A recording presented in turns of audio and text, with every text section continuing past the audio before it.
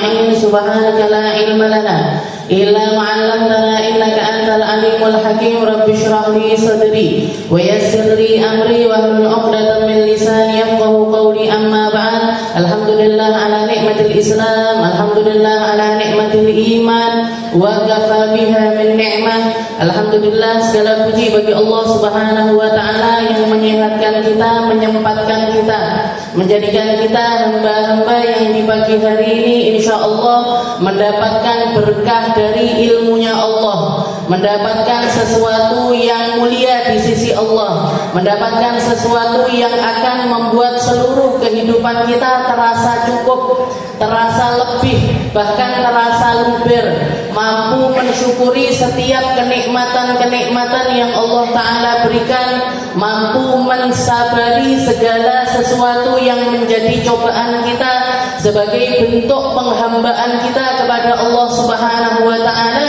agar kita dibangkitkan kelak di hari kiamat dalam keadaan diakui sebagai hambanya Allah, diakui sebagai umatnya Rasulullah, diakui sebagai hamba-hamba yang menjalani tugas peribadatan di dunia ini dengan secara sebaik-baiknya. Dan mungkin kita, anak cucu kita, orang tua kita, semua orang yang kita sayangi mendapatkan setiap kenikmatan ilmu yang Allah Ta'ala berikan kepada hambanya. Sebagaimana setiap kali kita mau ngaji, kita minta Allahumma inna nas'aluka gimana? Allahumma aghnina bil ilmi. Aghnina bil ilmi. Ya Allah, kayakanlah kami dengan ilmu. Karena orang kaya yang sesungguhnya itu adalah orang yang berilmu. Karena ketika seseorang berilmu, dia tahu persis gimana caranya bersikap, gimana caranya menyesuaikan diri, gimana caranya mengikuti Rasulullah Sallallahu Alaihi Wasallam. Dan sebagaimana juga Nabi Muhammad itu nggak pernah bosan minta sama Allah Taala setiap harinya, Rabbi zidni ilma, Rabbi zidni ilma. Yang diminta sama Nabi bukan harta, yang diminta sama Nabi bukan rumah yang besar, yang diminta sama Nabi bukan perkara-perkara yang semacam itu. Bahkan Nabi Muhammad gak minta, ya Allah menangkan saya di setiap peperangan, ya Allah menangkan saya melawan musuh-musuh saya. Gak diminta sama Nabi, kecuali ketika beliau itu ada di medan peperangan. Tapi kalau sudah ilmu, Rasulullah mintanya setiap hari, Rabbi zidni ilma, Rabbi zidni ilma. Dan kenapa kok Rasulullah minta ilmu terus? Karena di setiap orang yang punya ilmu ada orang yang lebih berilmu. Nanti ada orang yang lebih berilmu, di atasnya lagi ada orang yang lebih berilmu, terus seperti itu. Gak ada ujungnya. Ujung manusia yang paling dikasih jatah ilmu tertinggi ya Nabi Muhammad Sallallahu Alaihi Wasallam. Nabi Muhammad Sallallahu Alaihi Wasallam. Oleh karena itu tadi diceritakan di dalam surat yang jenengan baca, di dalam surat Al-Kahfi, di situ ada kisah tentang perjalanannya Nabi Musa dengan Nabi Allah Khidir. Di dalam perjalanan itu sempat Nabi Khidir itu ngobrol sama Nabi Musa. Wahai Musa, ketahuilah wahai Musa, ketika beliau melewati satu sungai, di dalam sungai tersebut ada seekor burung yang kakinya tinggi, terus sukanya burung angsa, bukan, yang kakinya panjang terus gini-gini. Ada burung bangau. Ada burung bangau matuk air, terus habis itu naik lagi paruhnya, matuk lagi, naik lagi paruhnya.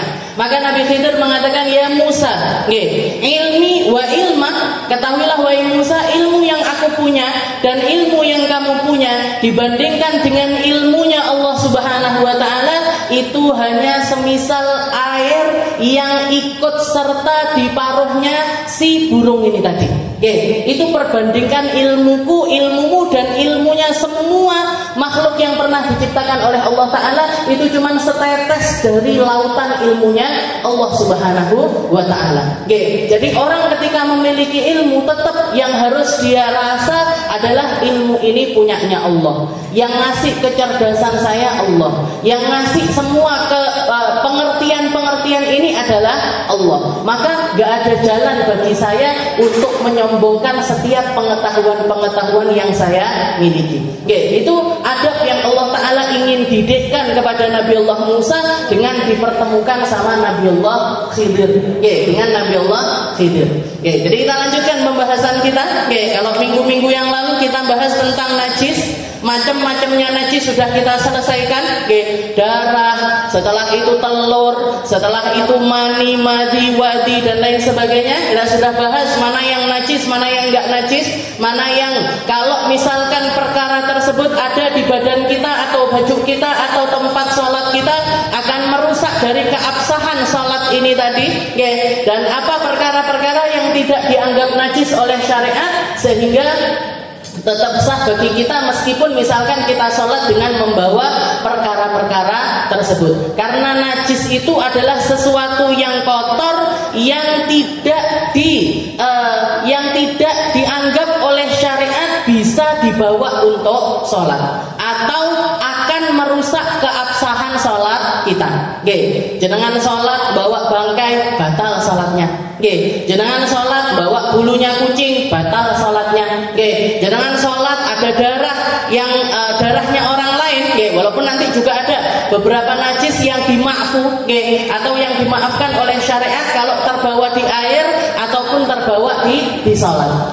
Tapi yang jelas semua yang kemarin kita bahas itu semuanya adalah perkara-perkara najis yang tidak diperkenankan syariat, atau kita harus menghindari perkara-perkara tersebut kalau mau berangkat sholat. Mana aja yang harus bersih? Badan harus bersih, pakaian harus bersih, tempat sholat kita juga harus bersih. Jadi badan harus bersih dari semua najis, pakaian juga harus bersih dari semua najis, dan tempat sholat kita juga harus bersih dari semua najis.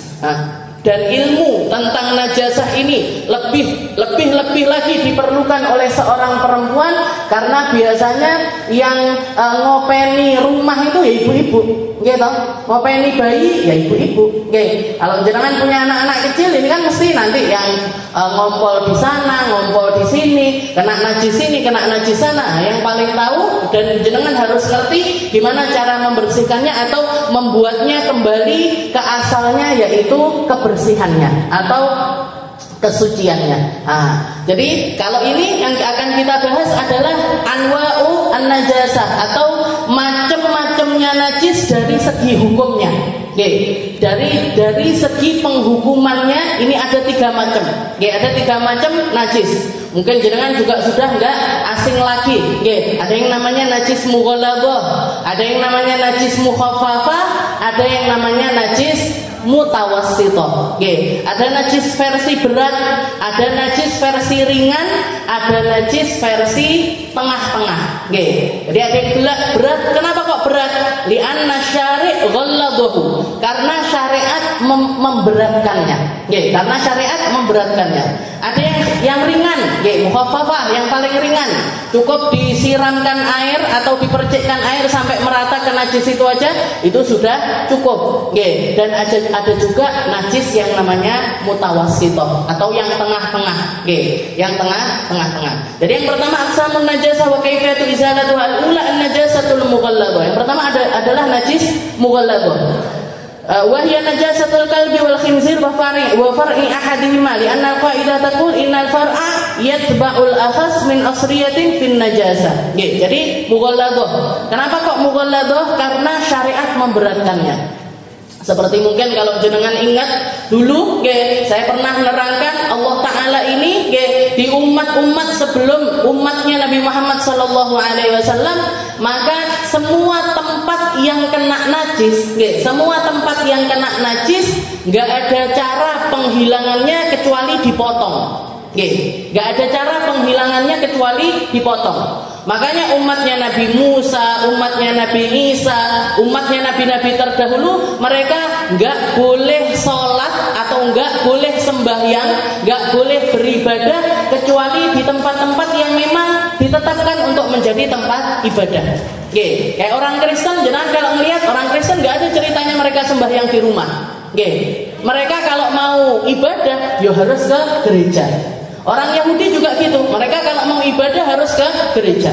Cuman umatnya Nabi Muhammad SAW yang dikatakan Nabi Muhammad mengatakan wa ju'ilatil ardh Allah Ta'ala menjadikan seluruh permukaan bumi ini bisa dipakai tempat sujud. Bisa dipakai tempat sujud. Jangan mau sholat di sana, mau sholat di masjid, mau sholat di pinggir jalan, pokoknya jangan di tengah jalan ketabrak nanti, Jadi sholat di pinggir jalan, jangan lagi di sungai, sholat di pinggir sungai, jangan sholat di pinggir pantai, sholat boleh, Jadi dimanapun tempat itu selama terlihat tidak ada najis di tempat tersebut bisa dipakai sholat. Ini keutamaan yang hanya Allah Ta'ala berikan untuk umatnya Nabi Muhammad Sallallahu Alaihi Wasallam. Wa ju'ilatil ardh kullaha masjidan. Katanya Nabi, Allah Ta'ala menjadikan seluruh permukaan bumi untuk umatnya Nabi boleh dipakai sujud. Cuman nanti ada tempat-tempat yang makruh dipakai sujud. Kayak misalkan di kuburan. Kuburan itu bukan haram tapi makruh. Jadi haram kalau kita tahu persis ada najis di situ. Ada kotoran di situ. Atau kuburannya biasa yunbash. Yunbash itu digali, diisi mayat baru, digali, diisi mayat baru, digali, diisi mayat baru, berarti nggak boleh. Karena berarti tanahnya sudah bercampur dengan bangkai, sudah bercampur dengan dan istilahnya kalau bangkainya manusia ini sebenarnya suci, tapi manusia ketika menjadi bangkai ini kan seluruh organnya keluar, darahnya. Pertama-tama yang diceritakan, yang pertama-tama yang bakalan meledak itu perut kita. Jadi perutnya manusia itu nanti bakalan pertama kali meledak. Keluar semua isinya, keluar semua kotorannya dan lain sebagainya. Nah ini makanya ketika seseorang itu kuburannya itu digali, dan mayit ini tadi sudah hancur, berarti najisnya orang ini tadi nyampur sama tanah. Dan bisa jadi yang di dalam jadi di luar, yang di luar jadi di dalam. Maka syariat mengharamkannya kalau kita tahu persis kuburan itu ada biasa digali.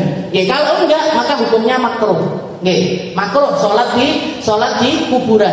Makruh sholat di tempat-tempat yang kotor. Misalkan pinggirnya tempat sampah. Makruh. Kalau kelihatan ada najisnya haram. Tapi kalau enggak kelihatan ada najisnya, kotorannya cuma sampah botol, cuma sampah makanan, cuma sampah seperti itu, maka enggak apa-apa sholat di tempat tersebut. Yang haram juga sholat di toilet. Masih toilet yang jenengan nabi. Walaupun misalkan jenengan tempat toiletnya ini bagus sebagus-bagusnya, maka haram hukumnya sholat di dalam kamar mandi. Kenapa? Ya ada toiletnya itu tadi. Kita di toilet untuk mengucapkan kalimat-kalimat baik aja nggak boleh. Lah kok malah sholat di dalam? Tapi toiletku apik Ustazah. Masih api ritek. Tetap nggak boleh sholat di dalam kamar mandi. Nah nanti ada keterangannya insya Allah. Ini tapi sekuakeh bukbab nih. Kita masih bahas ini. Itu pun saya loncat-loncat. Jadi mughalladah. Kenapa kok dinamakan mughalladah? Nah, jadi dulu umat-umat terdahulu itu nggak ada cara pembersihan bagi mereka. Setelah itu diturunkan sama Allah Ta'ala syariat untuk membersihkan najis tersebut.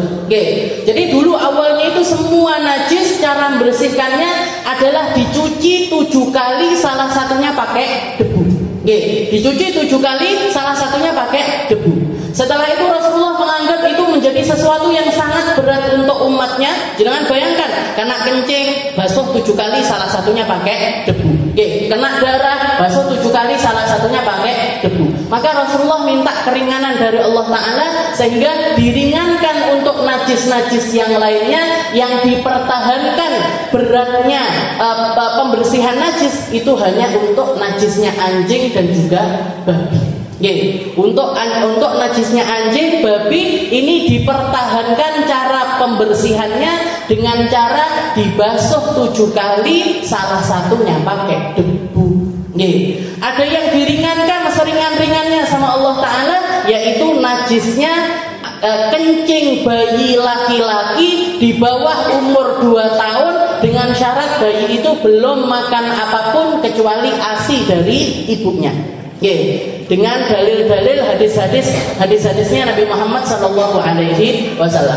Nah, selain yang itu semuanya masuk ke mutawassithah. Yang penting najisnya hilang, setelah itu dibersihkan sampai hilang baunya, rasanya dan juga warnanya, maka tempat itu kembali menjadi suci. Yang diberatkan cuma najisnya anjing dan juga babi. Dalilnya apa? Rasulullah SAW mengatakan, idza walagha ina'a ahadikum, kalau misalkan tempat bejana kalian itu dijilat sama anjing, dijilat sama anjing, sama Nabi fal yuridhu, sama Nabi airnya disuruh buang. Airnya disuruh buang, thumma ghassalahu, kemudian dicuci sab'a marrat, 7 kali, salah satunya pakai debu. Salah satu dari pembasuhan 7 itu tadi dicampur pakai debu. Atau di hadis yang lain mengatakan ulahunna biturab, yang pertama kali campurkan air pakai debu untuk membersihkan tempat tersebut. Nah, ini menunjukkan kalau misalkan liurnya anjing ini dihukumi sebagai najis mughalladah. Dihukumi sebagai najis mughalladah. Jadi anjing, babi itu semua yang terkait dengannya.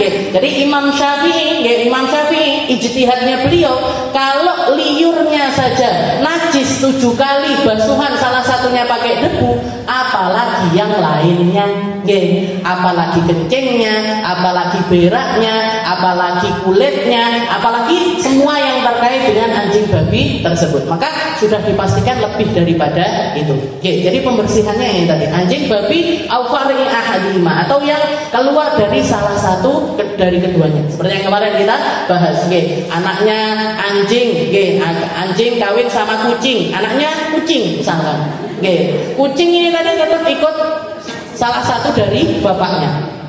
Jadi karena salah satu dari orang tuanya ini adalah najis terparah, meskipun dia secara bentuk itu tadi bukan najis yang parah, tetap diikutkan sama bapaknya yang parah.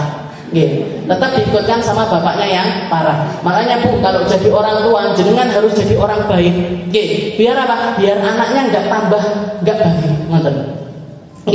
Wakana, kayak tadi di dalam surat Al-Kahfi kan juga dikatakan wakana abuhuma salihah. Ketika Nabi Khidir sama Nabi Musa ini jalan, melihat ada satu tembok yang sudah miring, hampir ambruk, tahu-tahu dibenahi sama Nabi Khidir. Katanya Nabi Musa protes, tadi kita mau masuk ke warung, mau makan, mau nggak punya uang, mau makan di situ dengan iming-iming, bersih-bersihkan atau nyuci piring, kamu nggak mau.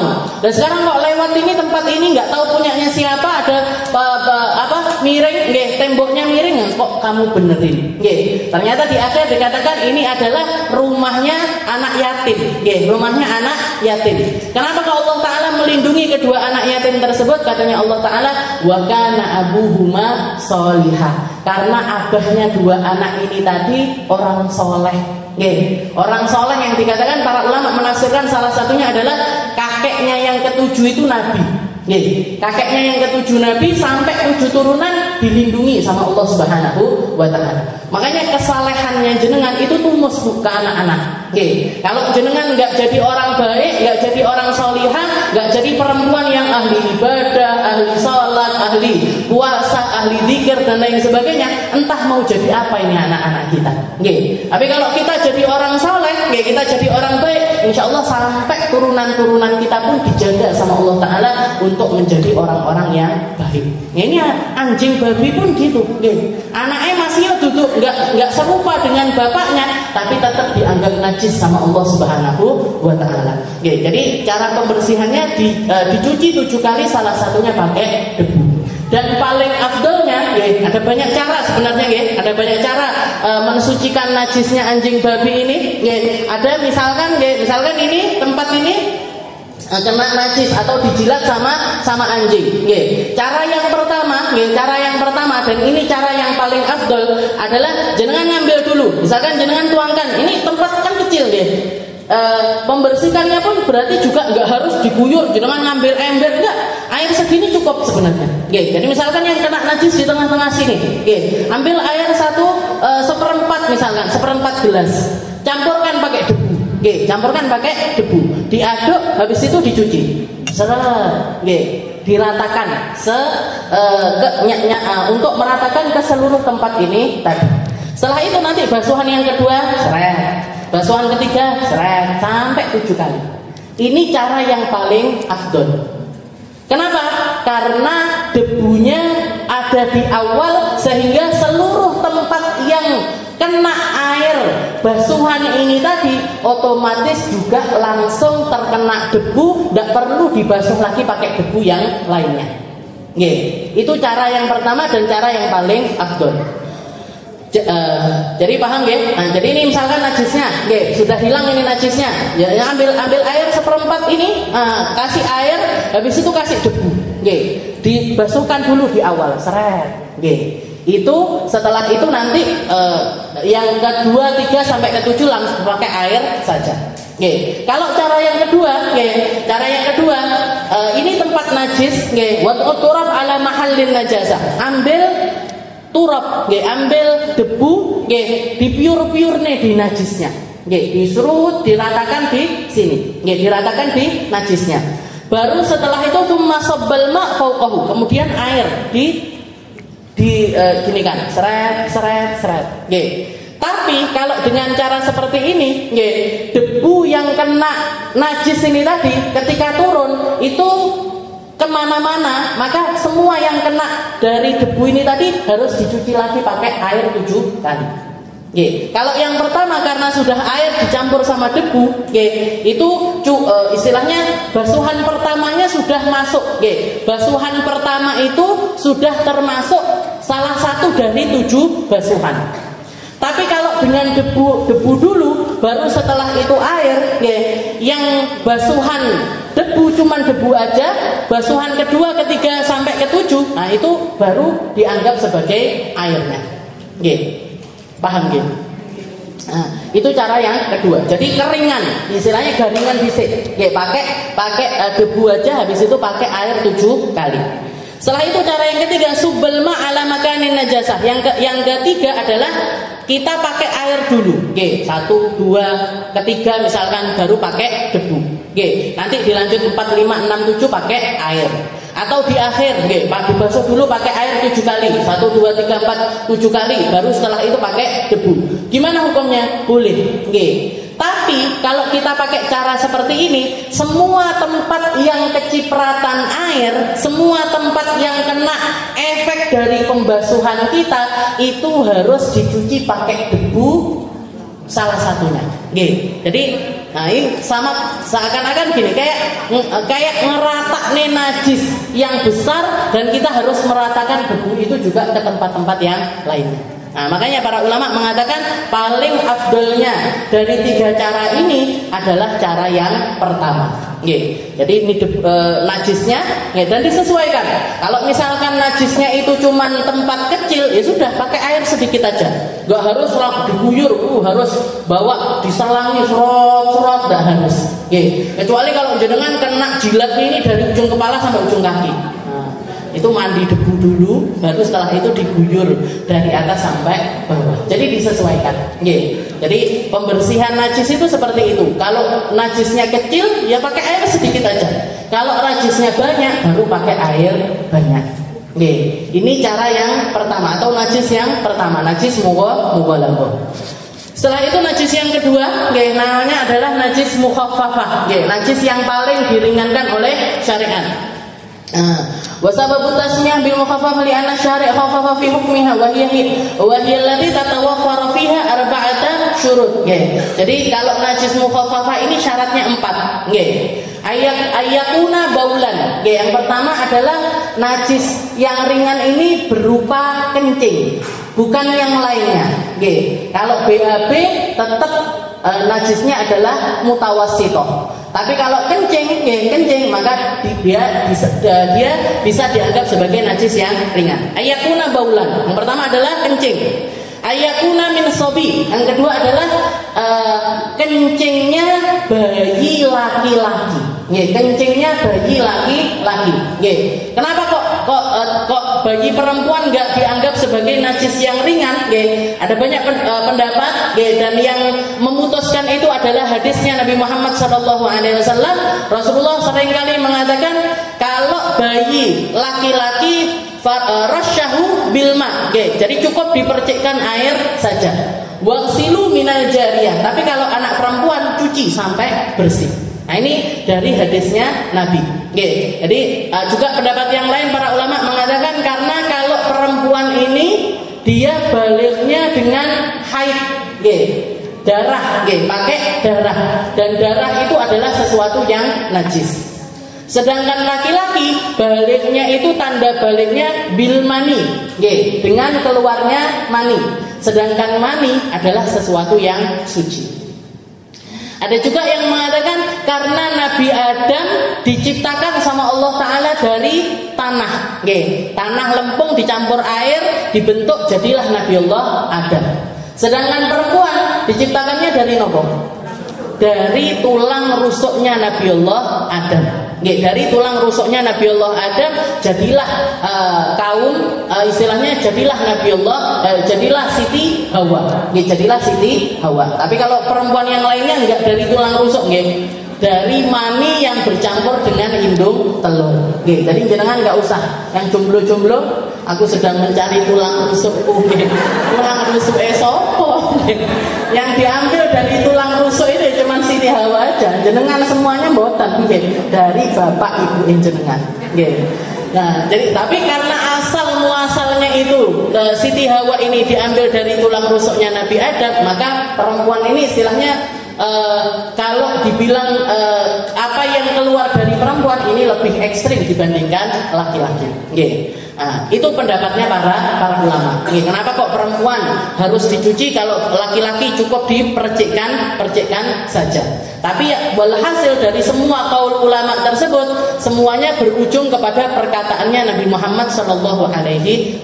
Nabi Muhammad itu sering dikencingin anak kecil itu sering, diompoli anak kecil itu sering. Yang tercatat di dalam sejarah ada sekitar 6 bayi yang pernah ngompol di pangkuannya Nabi Muhammad SAW.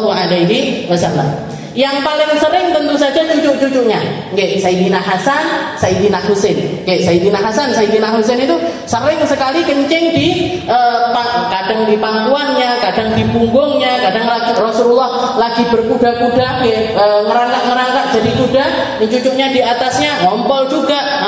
Nah, itu sering sekali. Dan pernah ketika Rasulullah sedang geletak, istilahnya geletaan, di atasnya itu ada Sayyidina Hasan. Masih di bawah umur 2 tahun. Tahu-tahu pipis dan di dalam masjid. Rasulullah lagi geletakan di dalam masjid ditumpangi sama cucunya. Tahu-tahu Sayyidina Hasan ini ngompol, kelihatan Sayyidina Anas mau diangkat sama Sayyidina Anas. Nah, mau diangkat sama Sayyidina Anas, katanya Rasulullah, "Dakhu." Kenapa Anas? Biarin aja cucuku. Dakhu. Afama tara, apa kamu enggak ngerti wahai Anas? Inna bni hadza. Ini anakku. Ini anakku maksudnya ini cucuku. Saking sayangnya beliau mengatakan inna hadza ibni. Ini anakku. Man adahu faqad adani. Yang nyakitin dia nyakitin aku. Biarin aja. Tapi dia ngompol ya Rasul. Biarin aja sampai dia menyelesaikan ngompolnya. Begitu selesai, sudah pipisnya selesai, diangkat sama Sayyidina Anas, dibawa, katanya Rasulullah, wahai Anas, tempat yang kena kencing ini tadi cukup dipercikkan air sampai rata. Cukup dipercikkan air saja sampai rata. Nah, setelah itu beliau pergi untuk membersihkan badannya. Ini menunjukkan kalau anak laki-laki cuma dipercikkan saja. Tapi pernah di waktu yang lain, Rasulullah mangku salah satu anaknya sahabat. Jadi para sahabat Ansor dulu itu sering bahkan rata-rata yang punya bayi-bayi itu mesti datangi Rasulullah untuk ditahnik. Tahu nggak jenengan tahnik? Jadi nanti Rasulullah ngambil kalau nggak madu ya kurma. Madu atau kurma, ini kebiasaannya ulama juga biasanya seperti itu. Nanti digigit sampai lembut. Setelah itu dikeluarkan dari mulutnya, dimasukkan ke mulutnya si bayi ini tadi. dan diunyer-unyer nih, diunyer-unyer sama Rasulullah. Jadi Rasulullah ngambil gitu ya, setelah itu diambil, dimasukkan ke mulutnya si bayi, diratakan sama Nabi di mulutnya si bayi itu tadi. Tabarukan bin Nabi, nyari berkahnya dari Nabi. Bayi laki, bayi perempuan, gitu kan rata-rata para sahabat itu nyetorkan anak-anaknya kepada Rasulullah Shallallahu Alaihi Wasallam. Mungkin kebiasaan yang sudah hampir punah di masyarakat kita, nyari berkah dari ulama, nyari berkah dari orang-orang baik. Pakai kurma, kalau nggak gitu pakai madu juga bisa. Jadi ngambil madu, setelah itu nanti dimut, dikeluarkan, dimasukkan ke mulutnya si bayi ini tadi. Nah, termasuk diantaranya ada perempuan namanya Ummu Qais. Ummu Qais ini bawa putrinya menghadap Nabi Muhammad untuk ditahnik. Ternyata ketika dipangku sama Nabi ngompol, dipangku sama Nabi ngompol, mau diambil sama ibunya, katanya Nabi dah, biarin aja sampai selesai kencingnya. Selalu Rasulullah seperti itu, dan para sahabat mengatakan Rasulullah itu dikencingi sama bayinya orang, bayinya orang istilahnya. Bukan cucunya sendiri, bukan cicitnya, bayinya segitu banyaknya, sahabat-sahabatnya, walam yataghayyar wajhu, dan wajahnya Nabi nggak pernah berubah, nggak pernah berubah. Kita, kok anaknya orang istilahnya nggak tahu siapa, nggak kencingin kita, nggak ngenain najis ke kita, tapi kelihatan aroma bereng gitu toh.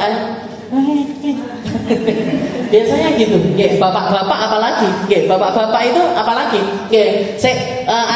anaknya sendiri aja kadang-kadang, mah ini sudah nggak enak baunya, bawa pergi sana salini pempesnya, ini Rasulullah dikencingi berkali-kali dan wajahnya nggak pernah berubah sama sekali.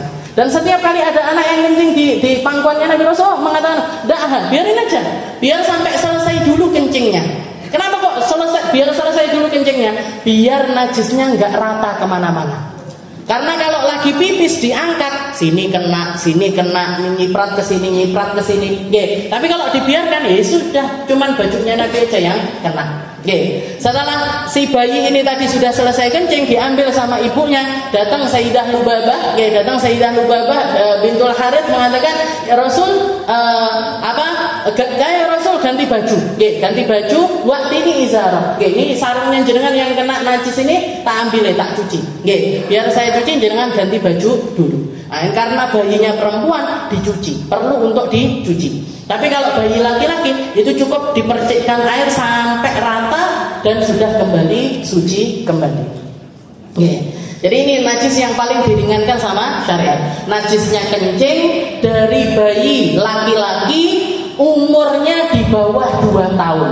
2 tahunnya ini 2 tahun secara hijriah, bukan 2 tahun Masehi. Jadi ulang tahunnya dia hijriah, bukan ulang tahunnya Masehi. Makanya harusnya kita itu tahu, kalau kita ulang tahun Masehinya sekian, misalkan tanggal 1 Januari, berarti dilungkas ulang tahun, gitu.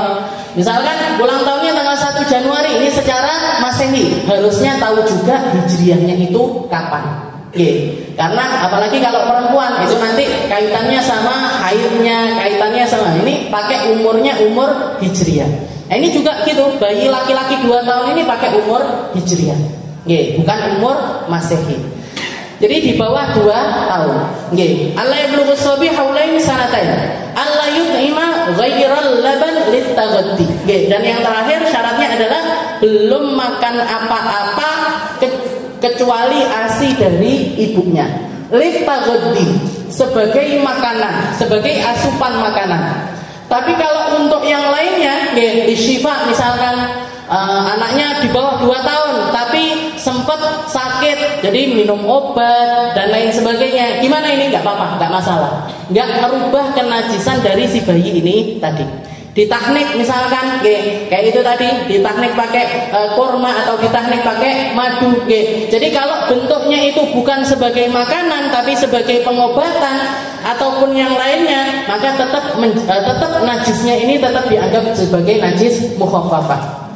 Tapi kalau sudah makan sesuatu yang lain, misalkan 6 bulan sudah jenengan suapin bubur, sudah disuapin apa biasanya? pisang dan lain sebagainya, maka najisnya setelah dia makan sesuatu yang lain itu sudah enggak lagi najis mukhaffafah tapi najis mutawassithah. Itu yang kedua. Jadi syaratnya najis mukhaffafah dan cara bersihnya gimana? Jadi sama lagi kayak ini tadi, misalkan kena kencingnya bayi laki-laki, kena kencingnya bayi laki-laki. Jenengan ambil air ditaruh di tangan, setelah itu dipercikkan. Nah, misalkan masih kurang rata, ambil lagi, sampai rata ke semua tempat yang kena najis. Maka kalau sudah rata, sudah hilang najisnya. Makanya orang-orang dulu biasanya kalau anaknya laki-laki itu gantiin pampasnya cuman pakai teko, ditaruh di sebelahnya tempat bersihkan. Kalau bayinya laki-laki. Kalau bayinya perempuan dibasuh. Karena kalau bayi laki-laki diserut gitu aja sudah kembali menjadi suci. Tapi kalau bayi perempuan harus sampai hilang baunya, warnanya, rasanya. Tapi kembali lagi nggak usah dicipi. Jadi pokoknya 3 sifatnya najis ini harus hilang. Nah, ini najis mukhaffafah. Paham Nah, untuk najis yang ringan, untuk najis yang berat. Dan yang terakhir adalah najis mutawassithah. Nah, ini mayoritas najis semuanya masuk ke dalam hukum yang mutawassithah. Selain yang pertama dan yang kedua, semuanya masuk ke najis yang tengah-tengah. Nah, jadi jenisnya itu tadi, selain najis mukhaffafah dan selain najis mughalladah, semuanya masuknya ke najis mutawassithah. Dan najis mutawassithah ini ada 2 macam. Najis mutawassithah ini ada dua macam. Yang pertama adalah najis hukmiyah, hukmiyah atau secara hukum najis, tapi nggak ada bentuk najisnya. Itu namanya najis hukmiyah. Ada lagi namanya najis ainiyah, najis ainiyah. Ada bentuk najisnya, ada bentuk najisnya. Pertama kita bahas tentang najis hukmiyah. Najis hukmiyah ini gimana? Kita tahu persis di tempat itu kena najis. Kita tahu persis tempat itu kena najis. Tapi misalkan karena sudah kering atau karena sudah berlalu waktu yang lama, hilang sifat-sifat najisnya ini tadi, hilang. Baunya hilang, warnanya hilang, warnanya hilang. Tapi kita tahu persis di situ ada najis. Nah, kita tahu persis di situ ada najis. Gimana cara nyucikannya? Diguyur air sekali. Guyur aja air sekali, maka sudah kembali lagi jadi suci. Kayak saya kasih contoh, misalkan jenengan pakai baju, nggak sengaja ketempelan najis, nggak sengaja ketempelan najis. Misalkan kena kencingnya bayi, misalkan, kena kencingnya bayi. Setelah itu jenengan ganti baju, ditaruh itu di klemprek nih bajunya. Belum disucikan tapi ditaruh gitu aja.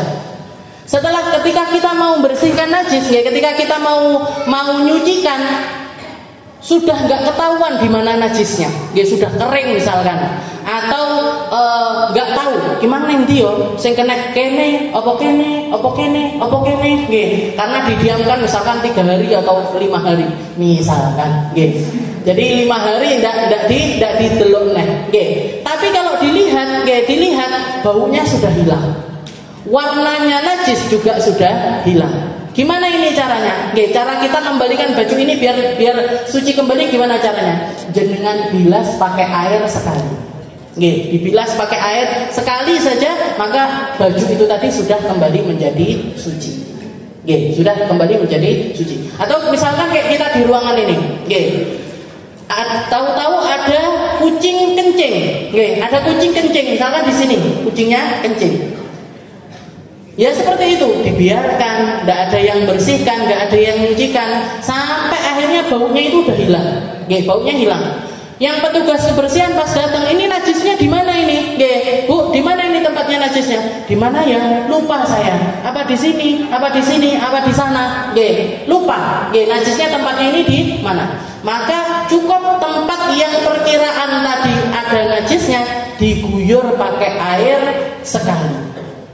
diguyur pakai air 1 kali, maka tempat itu sudah kembali menjadi tempat yang suci. Itu namanya najis hukmiyah. Najis kita tahu persis ada najisnya, tapi beberapa dari sifat-sifatnya ini sudah hilang dengan sendirinya. Baru setelah itu yang satunya lagi adalah najis ainiyah. Nah, kalau najis ainiyah ini najis yang kelihatan. Najis yang kelihatan. Kayak tadi misalkan jenengan pakai baju dikencingin. Jenengan tahu persis, oh yang dikencingin bagian sini misalkan. Saya kena kencingnya anak kecil di sini Ustaz. Gimana cara nyucikannya? Langsung aja ke wastafel.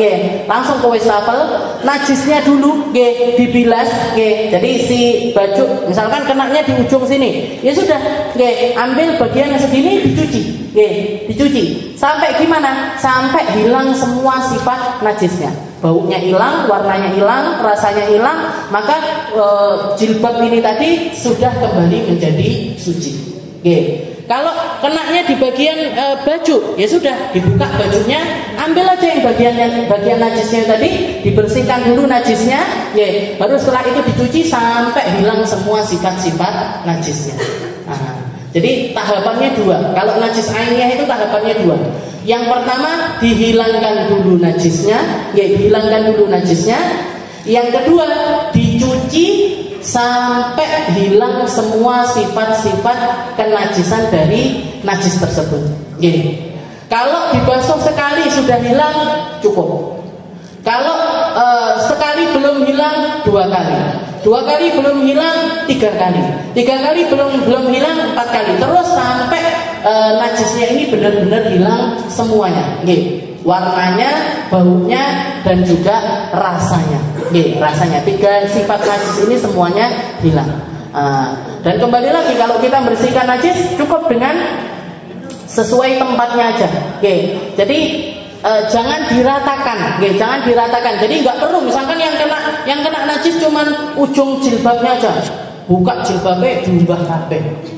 Kalau jenengan langsung bilas, maka seluruh tempat jilbab ini tadi semuanya rata kena najis. Tapi kalau misalkan jenengan bersihkan cukup di bagian najisnya aja, najisnya tok yang dibersihkan, maka sudah kembali suci. Kalau jenengan mau nyuci, itu cuman nyuci bersih-bersih aja, bukan nyuci pembersihan dari najis. Makanya saran saya kalau jenengan nyuci bajunya pakai mesin cuci, pisahkan yang najis sama yang enggak najis. Yang najis, yang kena najis, yang jenengan tahu persis ini kena najis, nah nanti dibersihkan najisnya dulu, najisnya dibersihkan, habis itu dibasuh sampai semua sifatnya ini hilang. Nah, kalau sudah semua sifatnya ini hilang, baru jenengan campurkan sama yang kotor-kotor biasa, dimasukkan mesin cuci, itu sudah beres. Jadi kalau najis ainiyah seperti itu. Atau kalau misalkan saya kasih contoh lagi kayak di sini. Misalkan di sini kena najis, kena BAB-nya cicak misalkan. Kena beraknya cicak, nyantol di sini. Gimana cara bersihinnya? Ambil tisu, ambil dulu najisnya. Di sekali masih ada yang nempel putih-putihnya, yang hitamnya tok yang ikut, yang putih-putihnya masih ada. Ambil tisu lagi, ambil yang bagian putihnya.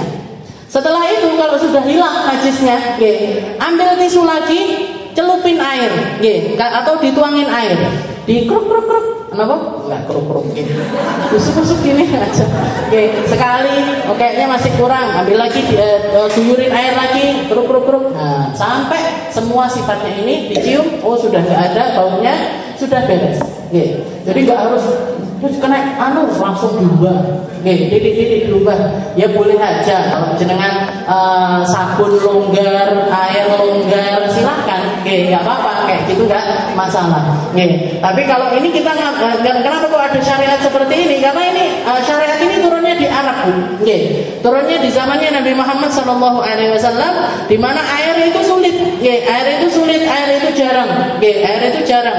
Jadi penggunaannya itu selalu secara optimal. Apalagi sahabat dulu seringkali bepergian. Kalau jenengan lihat di sejarah hidupnya Nabi, Rasulullah itu kalau mau bepergian, mau safar, mau pergi perang, itu selalu memperkirakan, oh saya pergi selama sebulan misalkan gitu. Ya sudah, bawa persediaan makanan untuk sebulan. Bawa minuman untuk sebulan. Nggih, bawa minuman untuk sebulan. Setelah itu mereka prediksi, oh ini nanti tempat yang dilalui yang ada airnya, oh ada sungai ini, ada sumur ini, ada sumur ini. Nah, nanti berarti oh airnya dikurangi. Nanti nyampe sumur ini ngambil air lagi. Nyampe sumur ini ngambil air lagi. Nah, itu yang dilakukan para sahabat semacam itu. Nggih. Makanya pernah ketika ada kejadian di luar prediksi, semacam kalungnya Sayyidah Aisyah yang jatuh di perjalanan pulang, itu para sahabat langsung bingung. Waduh, ini mesti kita kehabisan bekal di tengah jalan. Waduh, ini mesti kita kehabisan minuman di tengah jalan. Karena prediksinya itu selalu seperti ditoto sekali. Masalah makanan, masalah minuman, masalah dipakai wudhu dan lain sebagainya itu ditoto sekali. Oke, jadi kalau ada hambatan sedikit aja mesti trouble. Oke, makanya sampai ada satu kejadian di mana para sahabat itu kehabisan semua perbekalan. Pamit sama Nabi, ya Rasul, ya Rasul, gimana kalau kita sembelih aja beberapa kendaraan kita? Jadi onta kita, kuda kita beberapa disembelih untuk makannya para sahabat. Katanya Rasulullah, ya khair, nggak apa-apa, ya sudah. Datang Sayyidina Umar protes, ya Rasul, kalau misalkan orang yang naik onta, ontanya disembelih, naik kuda, kudanya disembelih, inilah pulang jalan kaki para yo nggak karu-karuan jadinya, ya Rasul.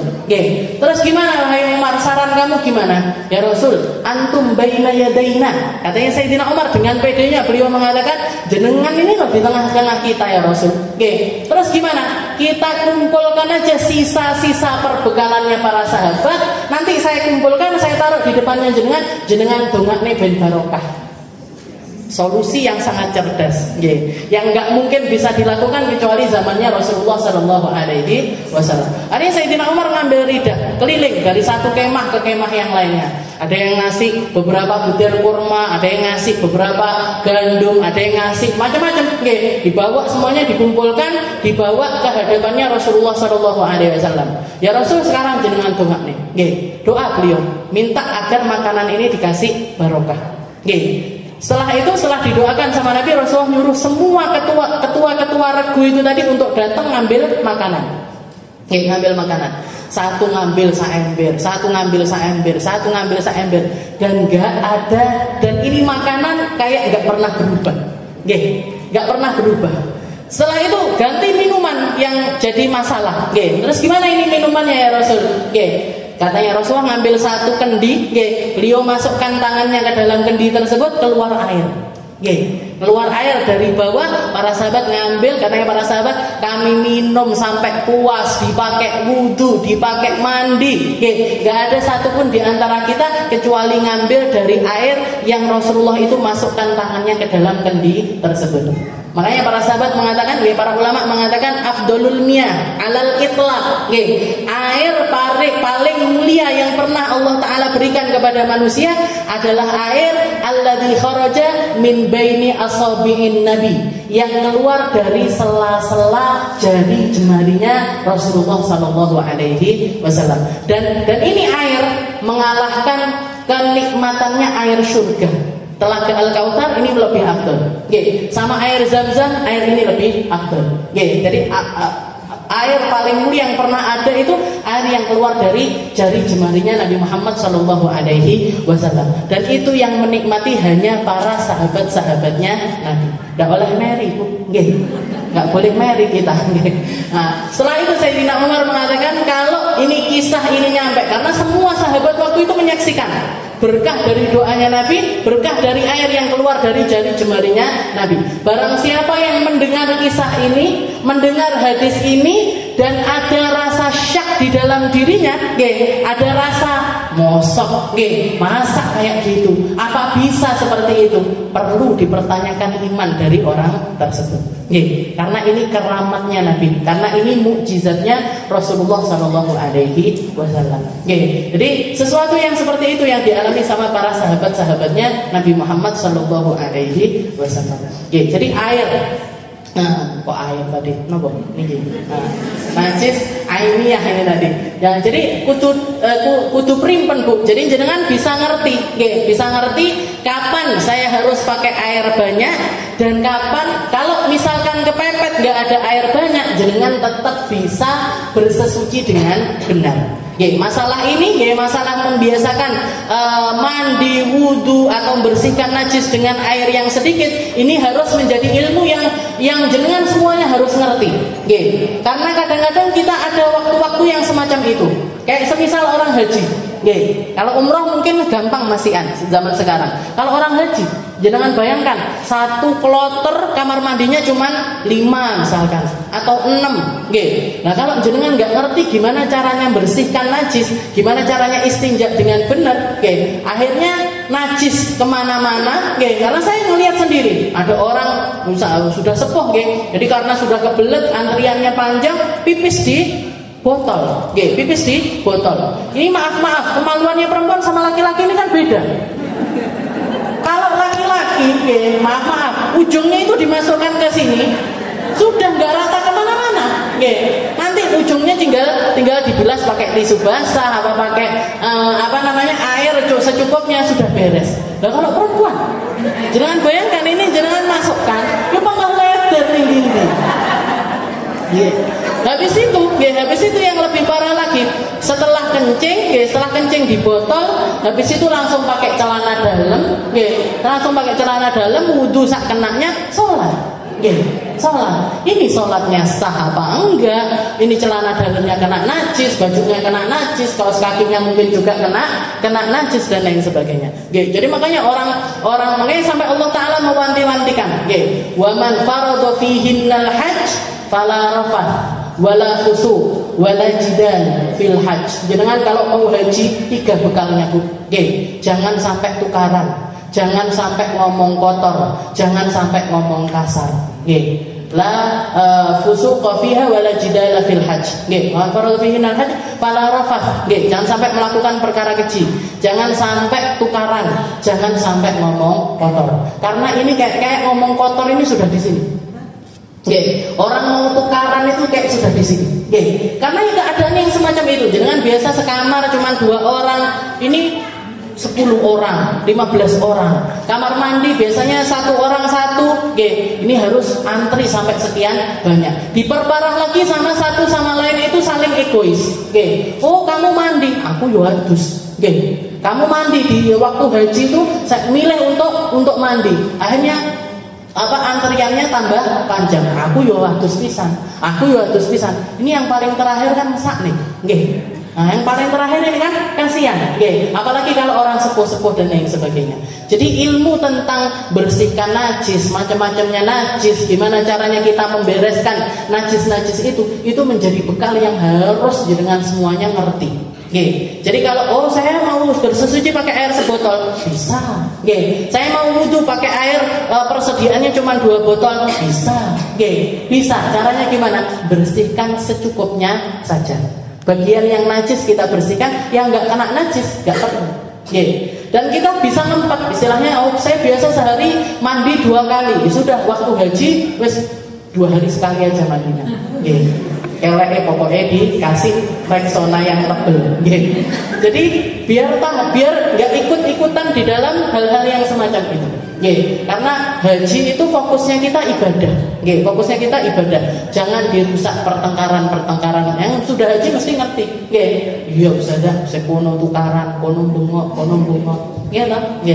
Pengalaman ini kalau misalkan karena keadaannya luar biasa. Istilahnya cobaannya luar biasa dan mujahadahnya juga harus luar biasa. Mungkin semuanya ngerti, semuanya paham, bisa mengamalkan dengan sebaik-baiknya tentang segala hal yang berkaitan dengan ilmu dasar dari pensucian diri kita. Jadi najis 3 macam, ada yang mughalladah, ada yang mukhaffafah, ada yang mutawassithah. Dengan segala cara dari pembersihan najis tersebut. Wallahu a'lam bishawab. Insyaallah kita lanjutkan di pertemuan selanjutnya.